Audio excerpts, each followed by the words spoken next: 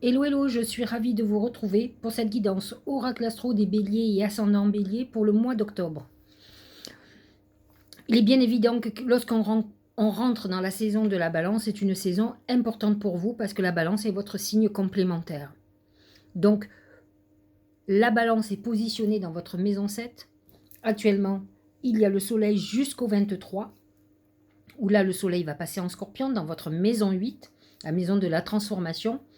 Mercure sera en Balance en course directe, puisqu'il va passer en direct à partir du 3 octobre.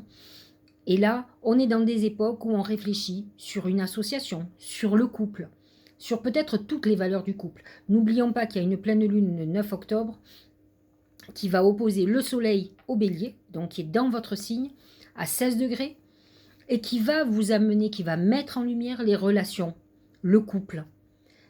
Il y a un côté très individuel chez le bélier, alors que la balance a besoin d'être à deux. Donc à vous de voir où vous pouvez trouver le juste équilibre. De toute façon, le soleil en balance vous demande de trouver cet équilibre.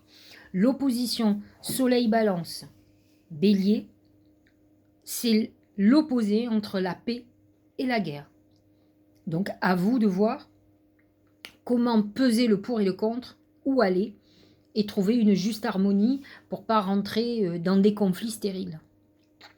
La nouvelle lune du 25 octobre, elle, sera en Scorpion à 2 degrés, sera positionnée dans votre maison 8, la maison de la transformation, de la sexualité, des gains et des pertes financières. Donc c'est un moment où vous aurez besoin d'évaluer vos finances, votre bien-être, et ça sera un moment certainement très psychologique où vous allez remettre beaucoup de choses en question. Par contre, vous aurez Vénus qui sera en Scorpion à partir du 24 octobre. Vous pourriez faire une rencontre qui est beaucoup plus sexuelle que sentimentale, mais en tout cas, c'est ce que vous aurez envie à ce moment-là. N'oubliez pas, aujourd'hui, c'est le 24. 2025, ça sera la 25, je parle de septembre. Nous serons la nouvelle lune en balance, et donc elle va se positionner donc dans cette maison 7. C'est à vous à la remplir d'amour, d'équilibre. Donc voyez tout ce qui est en déséquilibre dans votre vie. Vous avez tendance à l'impulsivité, à la colère, à vouloir des choses justes, mais pensez peut-être que ce qui est juste, c'est votre vision des choses. C'est pas obligatoirement la réalité. Donc à vous de réfléchir à ça. Il y a un événement très important ce mois-ci qui va se passer, qui va vous toucher, puisqu'actuellement vous êtes des grands chanceux, Jupiter est dans votre signe. En fait, tout le monde a annoncé, moi la première, que c'était l'année des poissons. Et en fait, ces pauvres petits poissons se sont fait un peu avoir, puisque Jupiter a continué sa course, a laissé le poisson derrière lui et est allé en bélier. Et donc, vous allez, depuis 5 mois à peu près, vous avez senti un vent de renouveau, un vent de fraîcheur qui soufflait dans votre vie. Parce que lorsque Jupiter est dans le poisson, c'est votre point sombre, c'est votre donc c'est la maison 12, donc c'est un moment d'introspection où on a l'impression que votre vie n'avance pas, qu'on voit tout de façon sombre, c'est le cas de le dire. Et là, il faut savoir quand même que Jupiter est en rétrogradation, donc il va quitter votre signe le 28 octobre. Et il va repartir dans le poisson pour finir sa course en fin d'année. Et ensuite, il repassera dans votre signe fin décembre, pour rester 4-5 mois. 5 mois exactement. Et là, ça sera un condensé de votre année. Ça va toucher tous les degrés du bélier. Et ensuite, ça sera l'année des taureaux pour définitivement un an. Donc c'est vrai que toute cette course-là et ces étapes font que vous évoluez et c'est un travail très important à faire. Alors sachez-le, lorsque Jupiter va repasser en poisson à partir du 28 octobre, ça sera en plus la période du scorpion c'est votre maison 8, donc une maison un peu psychanalytique, enfin de psychanalyse, d'enfermement, de repli sur soi. Et la maison 12 est aussi ça. Donc c'est vrai que vous aurez tendance à vous replier sur vous-même, mais il faut que vous trouviez quelque chose de positif à en tirer. C'est-à-dire que c'est un moment où il faut que vous compreniez, que vous analysiez aussi ce que vous avez fait pendant 12 ans. Parce que là, on ne parle pas d'anniversaire, on parle d'un démarrage de cycle de 12 années. Donc, à vous de voir, 2022 moins 12, ça fait 2010. 2010, 2011, qu'est-ce qui s'est passé dans votre vie? Et là, vous étiez en début de cycle, vous étiez exactement à la même époque. Donc à vous de voir ce que vous avez commencé ou terminé, et ensuite ça a peut-être commencé un petit peu plus tard, pour que vous fassiez le bilan de tout ça, en tout cas que vous ne fassiez pas les mêmes erreurs, parce que lorsque le truc est enclenché, c'est enclenché. Donc il ne faut pas se tromper. C'est vrai que chaque année, quand c'est notre anniversaire, c'est ce que je vous dis de faire, pour repartir sur de nouvelles bases sur l'année, quoi, comme on fait en début d'année. Allez, on fait des intentions de nouvelle année, je vais faire ci, je vais faire du sport, je vais faire ça, je vais arrêter de fumer, enfin bref, toutes les conneries, on va dire, qu'on dit tous en début d'année, et qu'on ne se tient pas au bout d'une semaine ou 15 jours, on est passé à autre chose. Mais là, c'est pas une année qu'on perd, ça peut être 12 ans. Donc à vous de voir ce qu'il en est, parce que c'est un moment crucial, très important. Sachez quand même que vous avez Mars qui est en Gémeaux, qui est dans votre maison 3, qui est une maison amie pour vous, qui vous booste quand même si vous avez l'impression de régresser, et à la fin du mois, vous aurez l'impression, malgré tout Mars, qui est votre planète, hein, va vous pousser, va vous faire rencontrer du monde. Acceptez juste que peut-être il y a une phase de ralentissement nécessaire et que vous ne pourrez pas éviter de toute façon. Voilà, donc nous allons passer aux oracles. Le papillon. J'ai l'impression que ce papillon, c'est la maison 8, quoi, c'est le scorpion. Papillon, c'est la transformation. Or, c'est la maison 8 qui est en scorpion et toutes les planètes qui vont rentrer en scorpion. Donc, vous êtes dans une phase très importante de modification avec vous-même, votre manière de penser. Peut-être êtes-vous en train de vous assagir. Vous savez, à force de se prendre des murs dans la figure, à un moment donné, on réfléchit avant de pousser la porte ou de pousser les murs.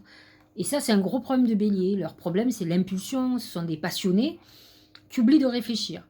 Ils réfléchissent en vieillissant, ils se calment parce qu'ils sont fatigués. Il faut savoir que Mars, c'est l'énergie, donc c'est des énergies qui montent, qui redescendent. Donc c'est compliqué. Parce que quand ils sont en énergie qui monte, c'est parfait. Mais quand ça redescend, ils sont en dépression nerveuse. Hein. Donc il faut qu'ils arrivent à remonter. Ce qu'a le scorpion avec beaucoup plus de facilité. Ils fonctionnent un peu pareil tous les deux. Il faut savoir quand même que le scorpion était dirigé par Mars à une époque aussi, hein, avant que Pluton soit découvert. Donc c'est vrai que ce papillon nous amène ça. Il nous dit aussi, soyez un peu léger. Donc vous pourriez être dans une époque, vous avez envie de vous amuser, de toute façon avec un Mars en Gémeaux, qui est un papillon social, vous allez butiner, papillonner, vous amuser, sortir, rencontrer du monde. Vous aurez envie de plein de choses. Il y a une notion de communication très importante. Vous aurez envie de parler, de discuter, d'échanger, d'avancer. Et le papillon amène de la légèreté et pas une relation constructive. Prenez-le comme quelque chose, si vous avez une rencontre amoureuse dans ces époques-là, prenez-le comme quelque chose de guérisseur, de léger, d'amusant. Arrêtez de vous projeter alors que vous êtes dans une période où vous avez besoin encore de réflexion. Ça sera beaucoup plus intéressant à partir de la fin d'année et pas maintenant. Au niveau professionnel, c'est l'aigle. Que demande le peuple? L'aigle, ça me fait penser à ce Mars en Gémeaux. L'aigle, c'est une période d'ascension où on est en évolution, on prend des postes importants, mais il faut faire très attention parce qu'on a tendance à faire comme Icare, vous voyez, il s'est approché du soleil et il s'est brûlé. L'aigle part toujours très haut, mais attention à la chute. Il a tendance à regarder les gens de haut et il oublie d'où il vient. Il oublie de redescendre un peu sur terre. Donc ça, c'est le côté tordu un peu de l'aigle. Mais par contre, l'aigle représente le Gémeaux. Et là, on a Mars en Gémeaux, votre signe, qui vous aide à évoluer malgré tout.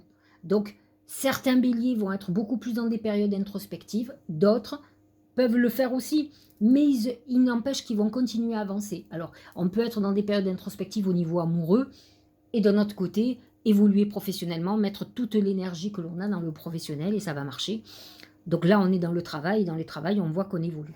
Regardez au niveau de l'amour, c'est la balance. J'ai envie de vous dire, regardons qui a-t-il dans la balance. La balance, c'est votre maison 7, c'est la maison du couple. Donc, elle amène deux choses, la balance. Elle tranche. Ce qui ne fonctionne pas, ça va faire rupture. Et pour les autres, c'est des constructions amoureuses. Vous avez Vénus dans votre balance en maison 7 jusqu'au 23 octobre, ce qui va amener certainement une rencontre avec qui on a envie de construire. Ce qui ne veut pas dire que c'est maintenant. Attention, avec le papillon, on est quand même dans une période un peu légère. Mais j'ai envie de vous dire que c'est plutôt après le 23 qu'on aura ce côté papillon, puisque la période du Scorpion commence le 23 octobre. Et Vénus sera le 24 octobre en Scorpion. Donc avant, on est beaucoup plus dans les énergies de la Balance et qui sont beaucoup plus équilibrées. Donc c'est vrai que vous serez peut-être dans une période tranchante. Ça peut être la Balance, ça peut être un divorce, donc une séparation, comme une rencontre qui a eu quelque temps en arrière. Pendant justement que Jupiter était en Bélier, vous avez fait une très belle rencontre avec qui on a envie d'aller vivre en couple, de faire un bébé, d'acheter une maison. En tout cas, on s'engage, on est dans quelque chose de légal, on se paxe, on se marie, on est dans quelque chose comme ça. Au niveau de la santé, c'est les mains. Alors, attention à vos mains, tout simplement, à tout ce que vous allez faire avec les mains. Il peut y avoir des blessures sur la main, une intervention, mains, bras, voyez, c'est les membres, hein, ça peut être même les pieds d'ailleurs. Hein. C'est un moment où effectivement aussi les mains, on arrive à régler un problème. Ça peut être un moment où enfin on a un apaisement sur un problème au niveau de la santé. L'oracle du Tao, c'est la durée. Constance, continuité, endurance, persévérance. Voyez ça? Ce sont les qualités du Capricorne, qui est une autre chèvre à cornes. Le problème du Bélier, pour prendre la différence, le Capricorne, il est persévérant, il est endurant, il est sur la longueur. Ce sont des gens qui font des projets à long terme et qui sont capables d'aller jusqu'au bout parce qu'ils sont persévérants, ils sont rigoureux. Le Bélier, lui, il donne tout d'un coup.